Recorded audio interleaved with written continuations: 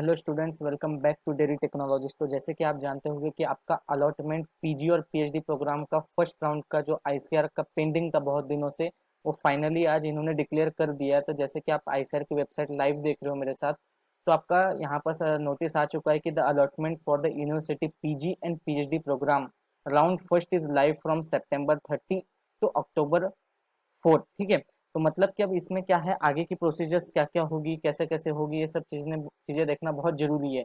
तो इसलिए मैं सीधा आपको लेके चलता हूँ इसका रिवाइज शेड्यूल की तरफ। ठीक है, तो आपका आज 30 सितंबर है और इन्होंने बोला था कि 5 बजे के बाद आपका अलॉटमेंट आ जाएगी, और ठीक 5:26 पे आपकी अलॉटमेंट रिलीज कर दी गई थी बाय द आईसीआर। ठीक है, तो अलॉटमेंट कहाँ रिलीज हुई थी, कैसे हुई थी, वो भी देखेंगे हम लोग। तो सबसे पहले जो हम लोग टाइमलाइन के बारे में बात करते हैं। ठीक है, तो प्रोसेस क्या होती है आपकी, तो आपकी प्रोसीजर ये होती है, हम लोग ब्लैंक स्लाइड में देख लेते हैं, मतलब कि आपको थोड़ा सा आइडिया आएगा कि क्या चीजें थोड़ी आसान रहे तो बहुत अच्छा है। ठीक है, ज्यादा कॉम्प्लिकेटेड ना रहे तो बहुत ही अच्छा है। तो सबसे पहले आप क्या करते हो, रजिस्ट्रेशन करते हो आपकी वेबसाइट पे। ठीक है, मतलब रैंक कार्ड आने के बाद आप रजिस्ट्रेशन करते हो, बाद में चॉइस फिलिंग करते हो। तो ये सब चीजें हमारी पीछे ही कंप्लीट हो चुकी थी विथ एक्सटेंशन, मतलब 27 सितंबर तक ये सब चीजें आपकी कंप्लीट हो चुकी थी। तो आज हमारा क्या आ गया, फर्स्ट राउंड का अलॉटमेंट आ गया। ठीक है, तो फर्स्ट राउंड का अलॉटमेंट आ गया, मतलब क्या कि आपका जो भी आपने चॉइस फिलिंग की थी उसके हिसाब से आपको अलॉटमेंट मिल गया होगा, और अगर जिनकी रैंक है, जिन्होंने चॉइस फिलिंग अच्छे से नहीं की थी, उनको अलॉटमेंट नहीं भी आया होगा। ठीक है, वो कैसे पता करना है मैं आपको वो भी बताऊंगा। तो सबसे पहले अलॉटमेंट आ गया है, तो अलॉटमेंट करने के बाद क्या अगली स्टेप ये होती है कि आपको अपलोड करनी पड़ती है डॉक्यूमेंट्स। ठीक है,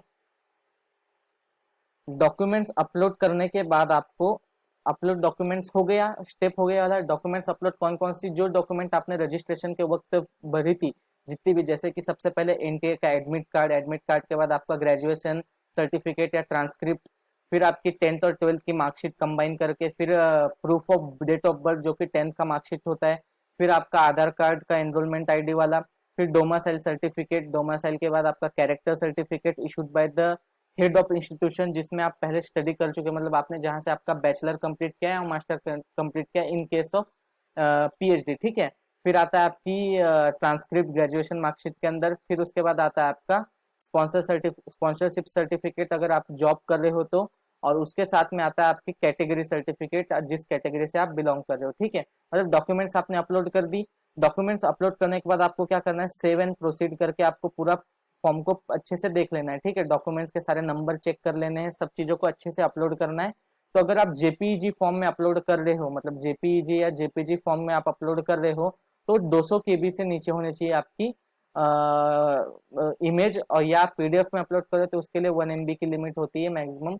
तो उस लेवल पे अच्छी क्लैरिटी में आप अपलोड कर सकते हो। ठीक है, अपलोड डॉक्यूमेंट के बाद क्या होगा, उसका वेरिफिकेशन किया जाएगा। ठीक है,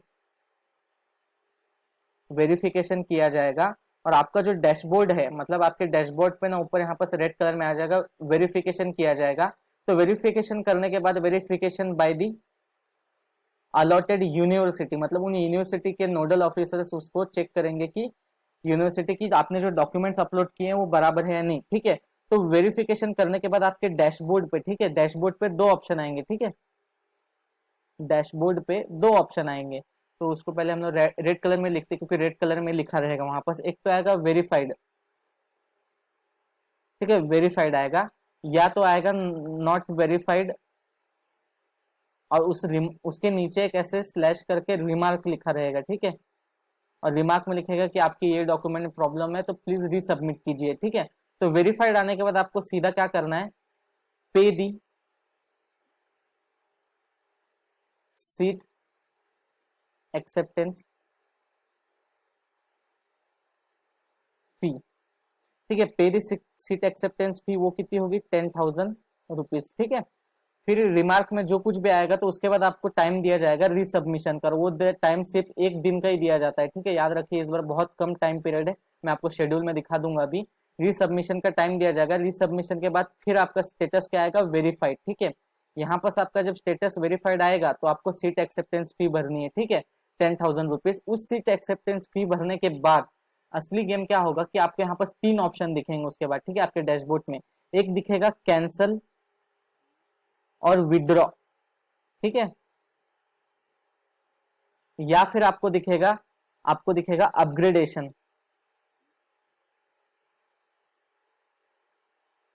अपग्रेडेशन या दिखेगा आपको फ्रीज। तो ये तीन चीजें दिखेंगी। इन तीन चीजों का मतलब क्या है ये भी मैं आपको बताऊंगा। तो सबसे पहले हम लोग अलग अलग प्रोसीजर देख लेते हैं, ठीक है। तो सबसे पहले क्या आएगा आपका, click on the link icersadmission.in, आपकी जो वेबसाइट है मेन, ठीक है। मैं एक सेकेंड इसको थोड़ा जूम आउट कर लेता हूँ, ठीक है। तो वेबसाइट करने के बाद आपको एप्लीकेंट लॉगिन में जाना है। आपके एप्लीकेंट लॉगिन में जाने के बाद आपका जो कुछ भी आईडी पासवर्ड है उसको डालना है आपको, साइन इन में क्लिक करके। तो एप्लीकेंट लॉगिन में आप जैसे ही करोगे आपकी लॉगिन आईडी जो कुछ भी रहेगी 241111 आपका पासवर्ड जो कुछ भी रहेगा, सबमिट पे क्लिक करना है आपको। फिर उसके बाद मैंने आपको जैसे बताया था कि यहाँ पास आपका ये डैशबोर्ड ओपन हो जाएगा, ठीक है। तो जिसमें आपका पहले से रैंक कार्ड तो दिख ही रहा है, रजिस्टर फॉर सीट एलोकेशन और प्रीव्यू फॉर्म तो और हेल्प डेस्क, ठीक है, नीचे दिख रहा है। लेकिन अगर आपको अलॉटमेंट मिली होगी, मतलब आपकी आप डैशबोर्ड पे जा रहे हो और अगर आपको ये वाला ऑप्शन नहीं दिख रहा है, मतलब कि ये ऑप्शन नॉट शोइंग हो रहा है, नॉट शोइंग हो रहा है, तो क्या करना है आपको, सीधा सीधा आपको वेट फॉर सेकेंड राउंड, ठीक है। मतलब कि इस राउंड में आपको कंसिडर किया नहीं गया है, ठीक है। इसके अगले वाले राउंड में आपको बिल्कुल अलॉटमेंट मिल सकता है, ना मिल सकता है। फिर उसमें भी नहीं मिला तो अगले राउंड के लिए वेट कीजिए, क्योंकि आपके चॉइस फिलिंग के और आपके मेरिट के बेसिस पे आपकी अलॉटमेंट होगी, ठीक है। तो आपको यहाँ पर क्या है, अलॉटमेंट लेटर को डाउनलोड कर लेना है। तो अलॉटमेंट लेटर के ऊपर क्लिक करोगे तो आपको एक न्यू टैब में ओपन हो जाएगा आपका। तो आपको क्या है कि आपको न्यू टैब में ओपन होने के बाद इसकी पीडीएफ डाउनलोड कर लेनी है, ठीक है। पीडीएफ किसकी, अलॉटमेंट लेटर की, क्योंकि वो इंपॉर्टेंट है, क्योंकि वो डॉक्यूमेंट आपको सबमिट करनी पड़ती है फिजिकल रिपोर्टिंग के समय, ठीक है। ये आपको संभाल के रखनी है। तो अलॉटमेंट लेटर की आप पीडीएफ रख लीजिए प्रिंट आउट निकाल के। फिर उसके बाद आप जाइए, आपने जैसे ही आपका अलॉटमेंट लेटर का वो किया तो आपको सीधे सीधा क्लिक करना है रजिस्टर फॉर सीट एलोकेशन। तो रजिस्टर फॉर सीट एलोकेशन करोगे तो आपका जो कुछ भी यहाँ पर पीजी आएगा, आपका पीजी या आपका पीएचडी, ठीक है। तो इस हिसाब से आपका एप्लीकेशन नंबर जनरेट होगा, यहाँ पर पीजी कोर्स लिखा होगा और कॉलेज का नाम पीजी होगा। फिर कन्फर्मेंट पेड दिखा रहा होगा और उसी में आपका यहाँ पर व्यू ऑप्शन के साथ एडिट का ऑप्शन भी ऑन हो गया होगा, ठीक है। तो एडिट का ऑप्शन जैसे ही आपका ऑन हो जाएगा, एडिट का ऑप्शन जैसे ही आपका ऑन हो जाएगा तो आपका ये डॉक्यूमेंट का एक वो खुलेगा, ठीक है। मैं आपको खोल के दिखाता हूँ। तो आप जैसे कि देख सकते हो, आप जैसे ही इस ऑप्शन पे क्लिक करते हो तो आपके यहाँ पास आपका डॉक्यूमेंट का डिटेल डालने को बोलेगा। फिर उसका डॉक्यूमेंट का डिटेल डालने के बाद आपको प्रीव्यू और कंफर्म करना है, ठीक है, पूरी चीजों को। प्रीव्यू और कंफर्म करने के बाद उसके बाद आप ये सब जितने भी डॉक्यूमेंट्स है, डॉक्यूमेंट्स को क्लियर करने के बाद आपको यहाँ पर डैशबोर्ड पे देखना है। डैशबोर्ड पे यहाँ पर ये जो है ना, इस एरिया में आपको वेरीफाइड का ऑप्शन आएगा। डॉक्यूमेंट अपलोड करने के बाद जब उनके साइड से उन लोग वेरिफिकेशन कंप्लीट कर लेंगे तो यहाँ पास आपका रेड कलर में वेरीफाइड या नॉट वेरीफाइड और यहाँ पास उसका रिमार्क आएगा, ठीक है। उस रिमार्क के हिसाब से आपको फिर यहाँ पास रजिस्टर फॉर सीट एलोकेशन में क्लिक करके डॉक्यूमेंट्स को उनको करेक्ट करके फिर से भेजना है। फिर अगर आपके डॉक्यूमेंट सही होते हैं तो आपको फिर से वेरीफाइड का ऑप्शन आएगा और उसके बाद आपको सीट एक्सेप्टेंस फी का ऑप्शन आना चालू होगा, ठीक है। मतलब आपको समझ आ गया। एडिट एंड व्यू के बाद आपका डॉक्यूमेंट डिटेल वाला आएगा।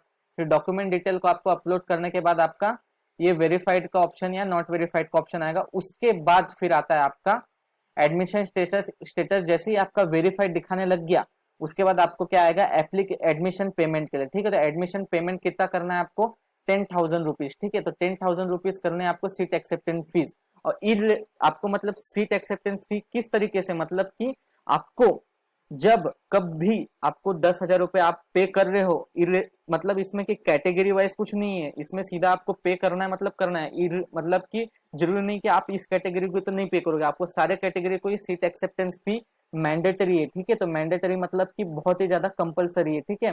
तो 10,000 रुपए आप जैसे ही जमा कर दोगे एडमिशन पेमेंट के बाद, तो आपको वहां वहां उसके बाद आपको क्या देखने को मिलेगा, तीन चार ऑप्शन देखने को मिलेगा, मैं आगे बता रहा हूँ। तो 10,000 रुपए से आपको ये रिफंडेबल होते हैं, लेकिन किस केस में, जब आपको एडमिशन जब विड्रॉ करोगे, ठीक है।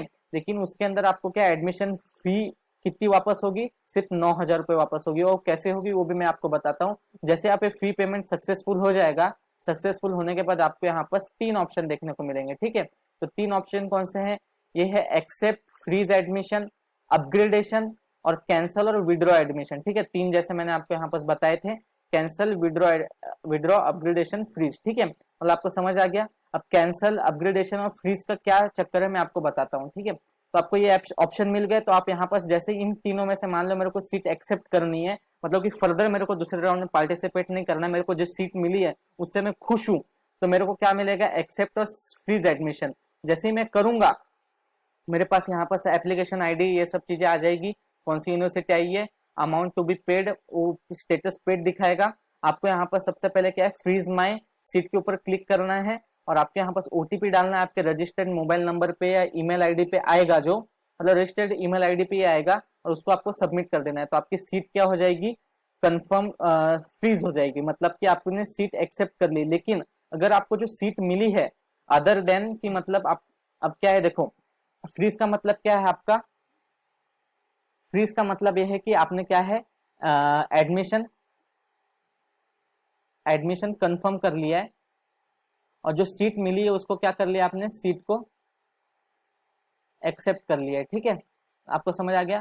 ठीक है, अपग्रेडेशन में क्या है कि अदर देन आपको फर्स्ट प्रेफरेंस के अलावा, मतलब आप जो प्रेफरेंस फॉर्म भरा था उसमें पहले दूसरे तीसरे नंबर पर जो कुछ भी यूनिवर्सिटी, फॉर एग्जांपल आपको थर्ड नंबर की कोई टीएनएयू मिल गई, ठीक है, Tamil Nadu agriculture university, for MSc in agronomy मिल गई, ठीक है, लेकिन आपने पहले नंबर पे आईएआरआई डाला है, जीबी पन डाला है सेकंड नंबर पे, अगर आपको अच्छी वाली चाहिए तो आप क्या कौन सा ऑप्शन सिलेक्ट करोगे, अपग्रेडेशन का। और आपको याद रखना इसके नीचे आपने जो कुछ भी एक्स वाई जेड आपने सीट्स फिल की है उसका कोई मतलब नहीं है, सीधा सीधा वो सीट्स क्या हो जाएंगी आपकी, कैंसिल हो जाएंगे। आपको फर्दर राउंड में इन दोनों सीट्स के लिए ही आपको मतलब कि कंसिडर किया जाएगा, इसके नीचे वाले सीट मिलने के कोई चांसेस नहीं है। ऊपर वाले मिलने के भी चांसेस है, आपके डिपेंड करता है मेरिट के ऊपर, लेकिन आपके फर्स्ट और सेकंड, जैसे फॉर एग्जांपल 3 लगा है आपको, थर्ड नंबर की सीट लगी तो फर्स्ट और सेकंड की सीट अगले राउंड के लिए कंसिडर की जाएगी आपकी। ठीक है, मतलब कि अपग्रेडेशन मतलब कि आपको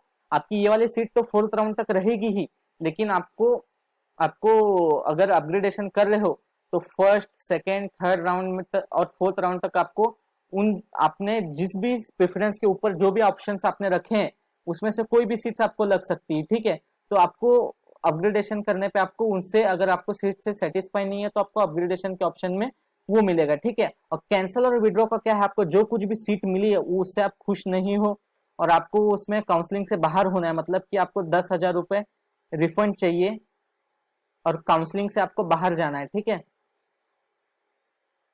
काउंसलिंग से आपको बाहर जाना है। ठीक है, तो आपको ये कैंसिल और विड्रॉ का ऑप्शन सेलेक्ट करना होगा। ठीक है, सेम प्रोसेस है जैसे फ्रीज के अंदर आपको ओटीपी डालना था और आपको सीट फ्रीज के ऊपर क्लिक करना था, इसमें भी सेम आपको ओटीपी डालना है और कंफर्म करना है सीट को।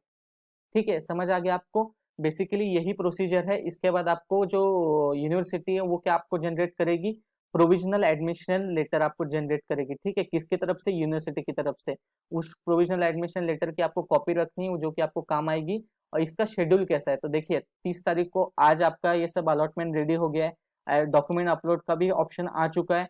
तो डॉक्यूमेंट अपलोड के लिए आपको 2 तारीख तक का, तो 2 तारीख तक का आपको टाइम दिया गया है डॉक्यूमेंट अपलोड करने के लिए। ठीक है, फिर उसके बाद आपको online document verification bye universities, मतलब 2 तारीख तक आप डॉक्यूमेंट अपलोड कर सकते हो और 3 तारीख तक उनको वेरीफाई करना है। और वेरीफाई करने के बाद कुछ रिमार्क है तो रीसबमिशन के लिए पूरा डेट इनको दिया गया है 4 तारीख तक, पूरा 2 बजे तक, दोपहर 2 बजे तक पूरा कंप्लीट करना है। ठीक है, मतलब 3 तारीख को शाम को 6 बजे तक सारे डॉक्यूमेंट वेरिफिकेशन कंप्लीट हो जाना चाहिए। और अगर उसमें कुछ रिमार्क निकलता है तो अगले दिन 2 बजे तक आपको आपको टाइम दिया जा रहा है, कितने, 2 बजे तक का टाइम दिया जा रहा है रीसबमिशन के लिए। फिर उसके बाद उसका वेरिफिकेशन करने के लिए सिर्फ 4 घंटे का, 4 आवर्स का समय है, मतलब रीसबमिशन करने के बाद आपको सिर्फ 4 घंटे का समय दिया गया है। और उसके बाद सीट एक्सेप्टेंस फी करने का रात को 12 बजे का, मतलब ये पूरा प्रोसीजर आपका 24 आवर्स के अंदर कंप्लीट हो रहा है। ठीक है, मतलब इस बार टाइम बहुत कम है, इसका डॉक्यूमेंट्स जितने भी वैलिड है अच्छे से अपलोड कीजिए, अच्छी क्वालिटी में अपलोड कीजिए। ठीक है, तो बाकी सब कोई भी आपको हेल्प चाहिए तो हमारे कमेंट सेक्शन में दीजिए और आपके जितने भी फ्रेंड्स हैं जिनको पीजी पीएचडी में अलॉटमेंट हुआ है उनको शेयर कीजिए। Thank you so much for watching.